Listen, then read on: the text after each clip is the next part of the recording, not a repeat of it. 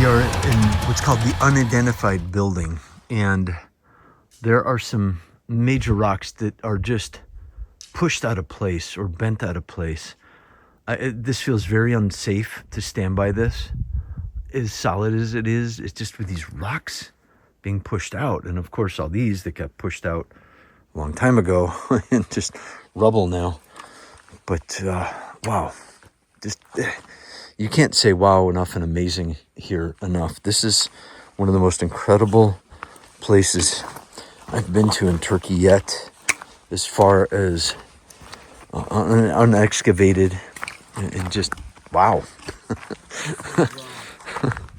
And here we have what looks like a flood that piled up the sticks, but I think maybe they just threw them there for clearing. But again, they don't really work in these areas, so it doesn't make sense. Don't think that was Aqueduct. I think this could have been a lake, a dam, maybe a bath.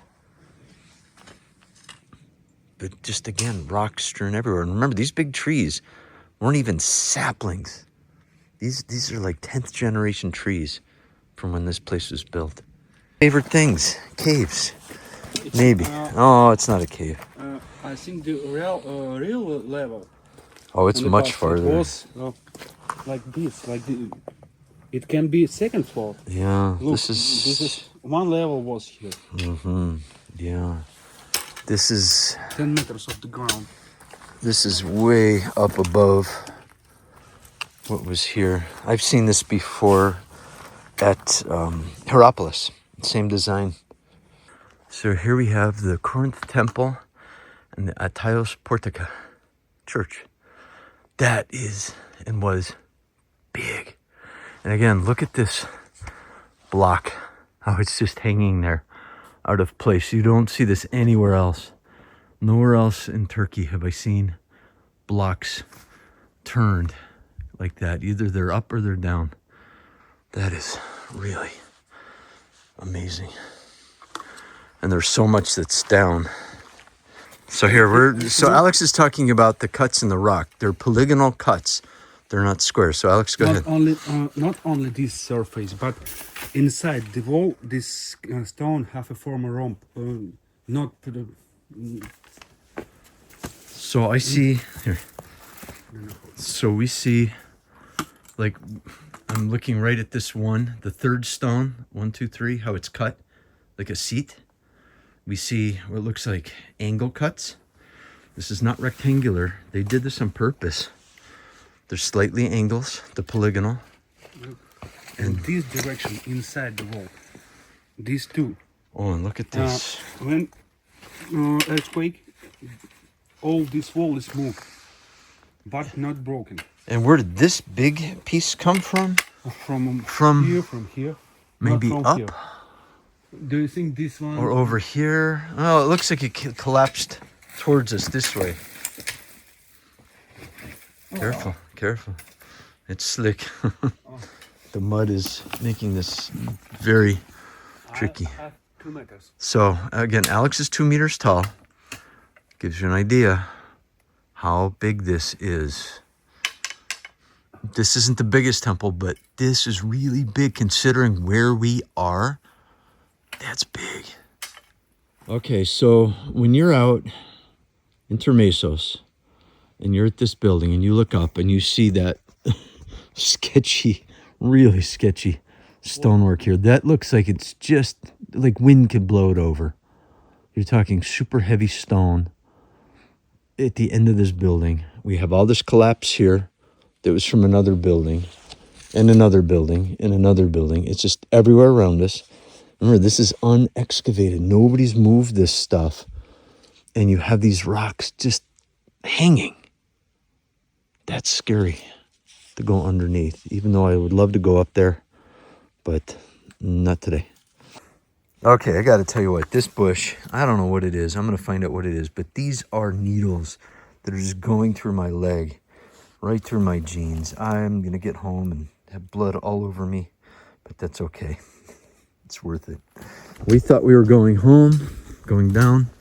No, we're going back up to the southwest Necropolis. Let's see what is here. This looks like part of an old wall, part of a building.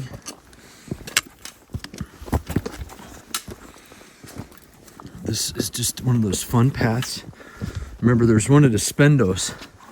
Not quite like this. It's a little wider, a little easier to climb. Oh, here's a good part. This one's smooth.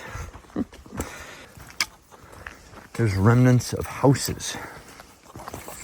I'll go sit in somebody's family room.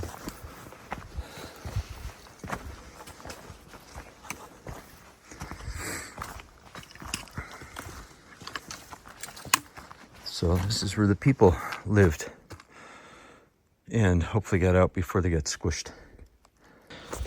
So, oh, look at this. This is the Tomb of Alcetas, maybe? Let's see what we find here. Tunnel, cave, man-made for sure. Let's see what we got. Ooh. Whoa. That's a big rock. Ooh. Huh. Any bears? I always check for bears. This has outcropping. That's a floor down there, maybe. Yeah. Yeah, that's a floor. And this giant rock.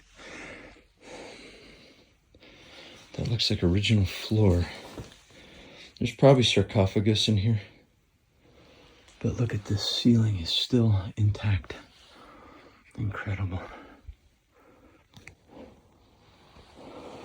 How many earthquakes does this survive? The ceiling was made before Greek. Before Greek? Before Greek. Wow.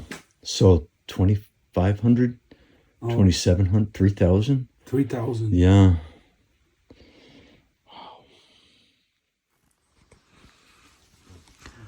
We're trying to figure out why they chipped and cleaned that wall.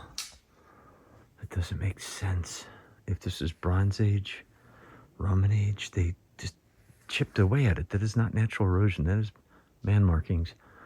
And then you got the rest of the hill and the mountain that just goes up here, and who knows what's hiding up here. We're gonna run out of light before we can find out.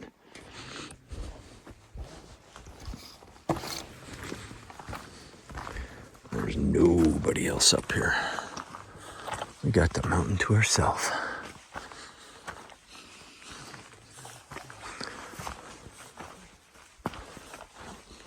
Caves.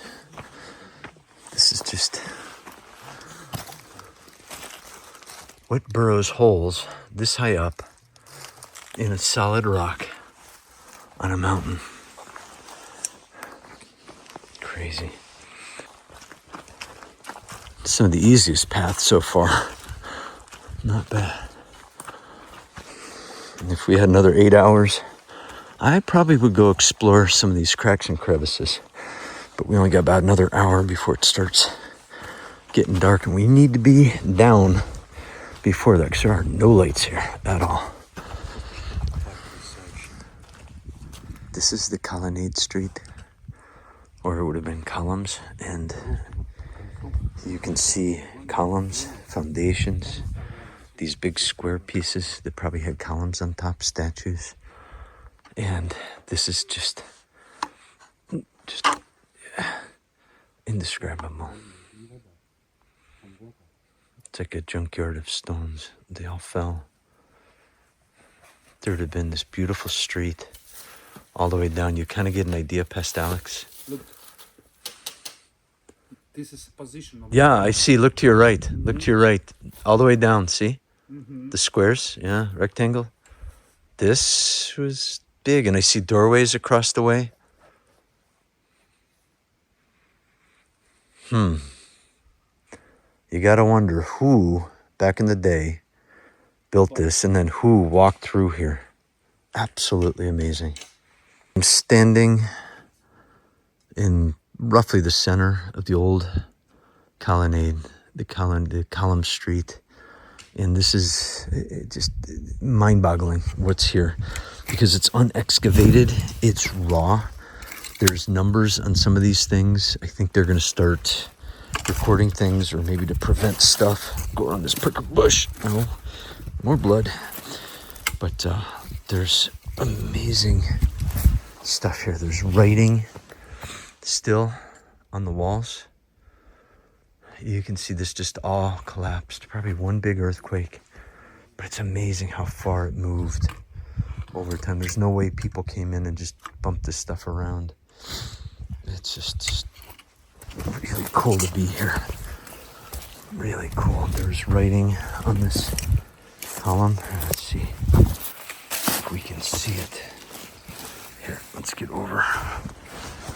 Look at this.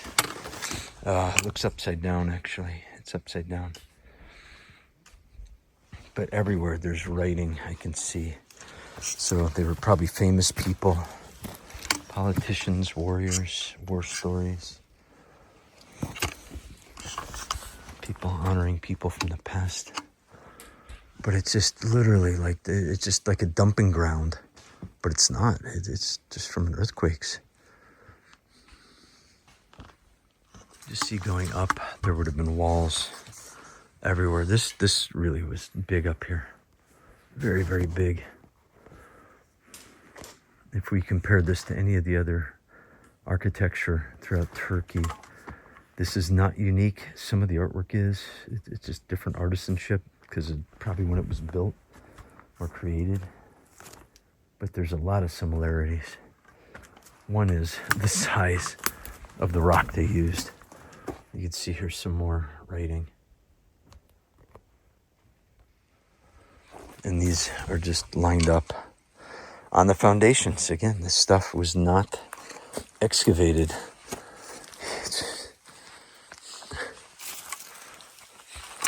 It is as it was.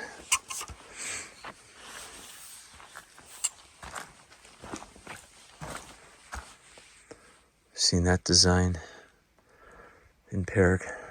We've seen it in Hellenistic. Very common design. The words, I don't know if we can make these out. Some are etched pretty good, others it's really hard to see.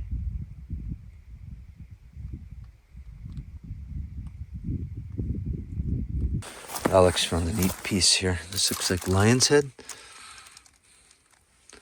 And where's the other part? It's missing. It's just somewhere. It's either in somebody's house under our feet, but it's somewhere.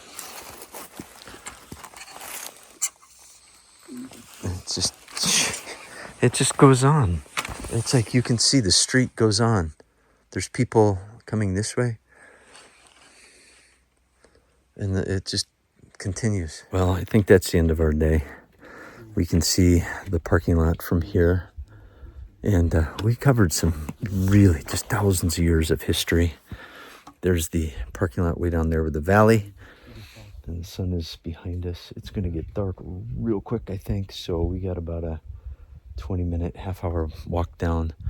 But this was absolutely an incredible adventure. If you get a chance to get to Termessos when you're here, remember, dress appropriately. If you're coming when it's hot or warm, bring water, food, walking sticks if you got them, and good shoes. Do not wear flip-flops. If people say they did, they're crazy. Don't do it. Wear good hiking shoes to boots. And other than that, make sure you check out the video on your screen next, because that one will show you more of paths to the past, present, and future. See you online soon.